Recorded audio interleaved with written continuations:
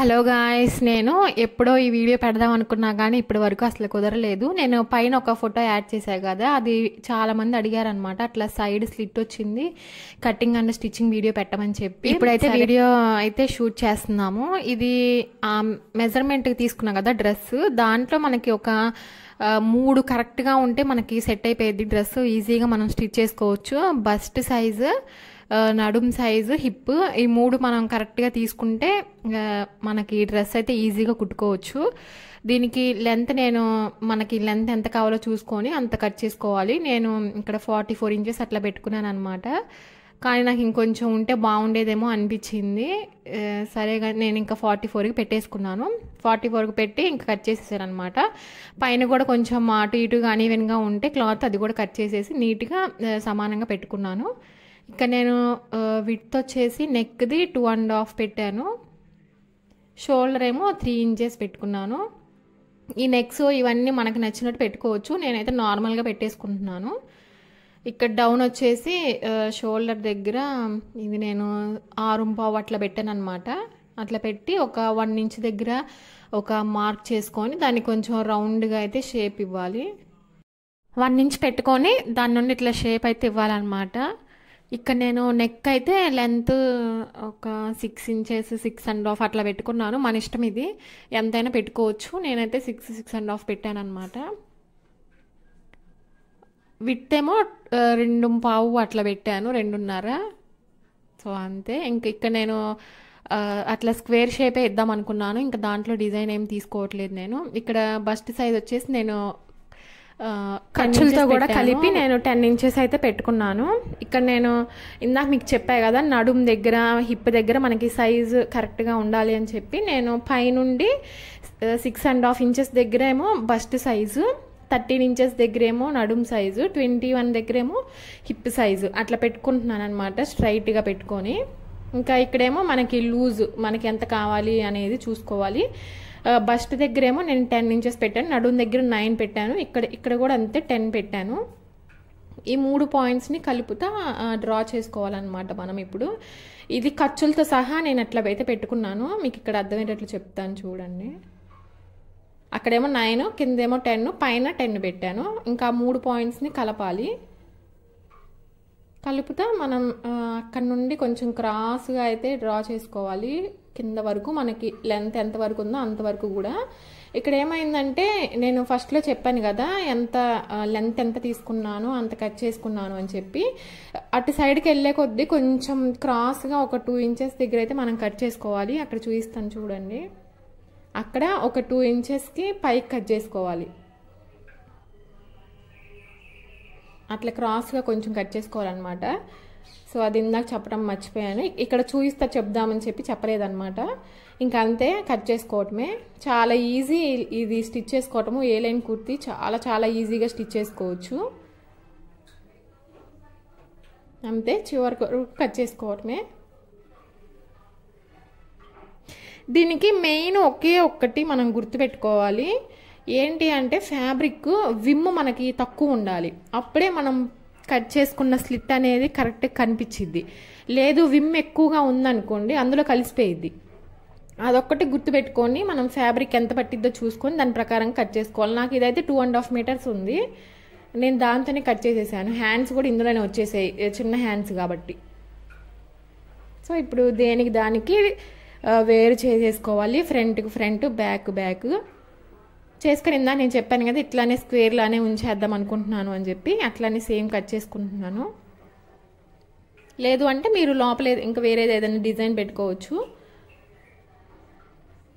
ఇక్కడ ఒక 1/2 ఇంచ్ అట్లా కట్ చేసుకోవాలి. ఆర్మ్ హోల్ దగ్గర ఒక 1/2 ఇంచ్ అనేది కట్ చేసుకోవాలన్నమాట. ఫ్రంట్, బ్యాక్ అవసరం లేదు, ఫ్రంట్ ఒక్కటే సరిపోయిద్ది.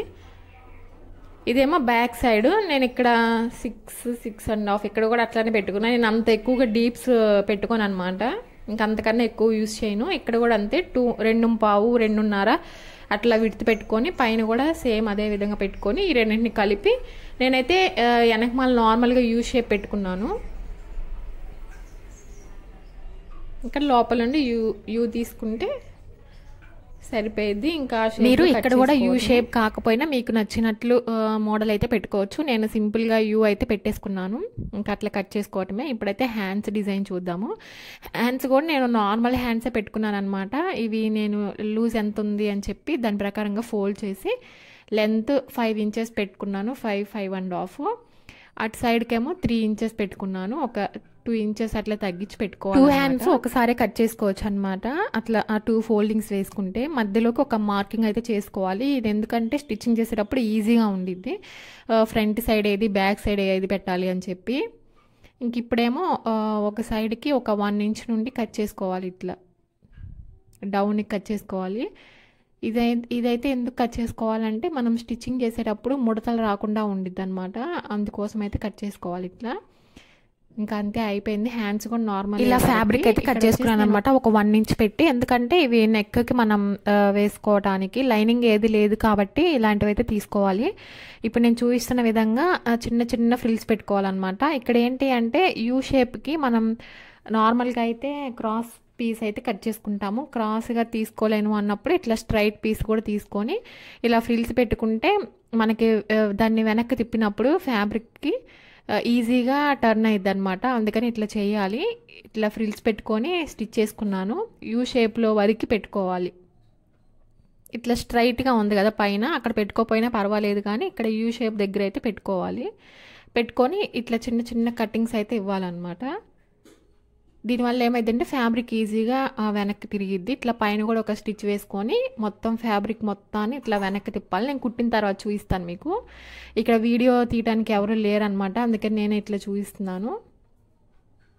సో అట్లా బ్యాక్ తిరిగిద్ది ఈజీగా. ఇట్లా 2 స్టిచ్చెస్ అయితే వేసుకోవాలి. పైన ఒకటి కిందన ఒకటి. ఫ్రంట్ కూడా సేమ్ అట్లానే స్టిచ్ చేసుకోవాలి. కార్నర్స్లో వల్ల ఫ్రిల్స్ పెట్టుకొని నార్మల్గా స్టిచ్ చేసేసుకోవటమే. ఇంకా ఇది వచ్చేసి హ్యాండ్స్. దీనికి కూడా లైనింగ్ ఏం లేదు కాబట్టి ఇట్లా 2 ఫోల్డింగ్స్ అయితే వేసుకొని స్టిచ్ చేసుకోవాలి.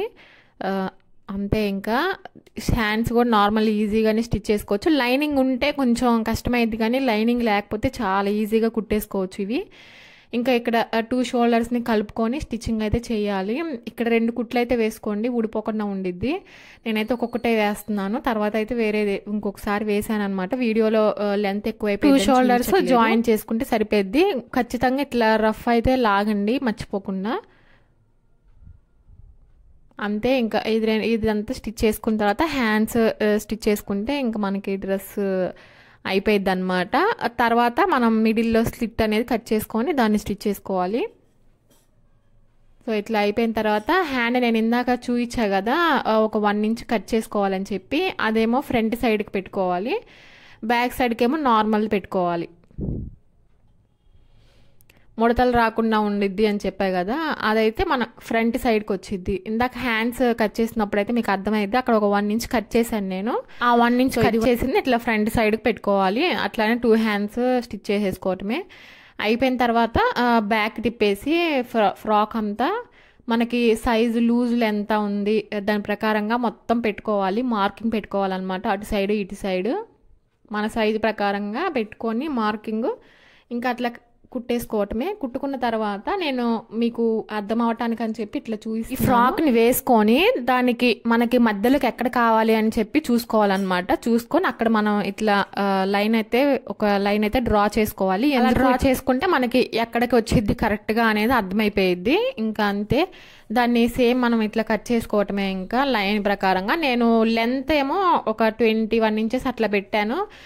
మనం వేసుకున్న దాని ప్రకారంగా మనకి ఎక్కడికి వచ్చిద్ది కాలు మీదకి మనకి ఇక్కడికైతే బాగానే ఉండిద్ది. మన కంఫర్ట్ని బట్టి పెట్టుకోవటమే. ఇదైతే నేను ఒక 20 ఇంచెస్ పెట్టుకున్నాను. నాకైతే బాగానే అనిపించింది.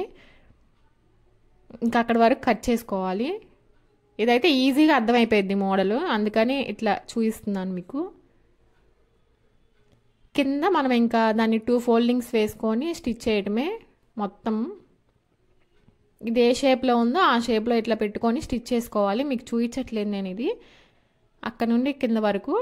అట్లానే కింద మనం ఏది కుట్టుకోలేదు కాబట్టి దాన్ని కూడా ఒక 2 ఫోల్డింగ్స్ వేసి స్టిచ్ చేసుకోవాలి లాస్ట్కి. అంతే. ఇంకా డ్రెస్ అయితే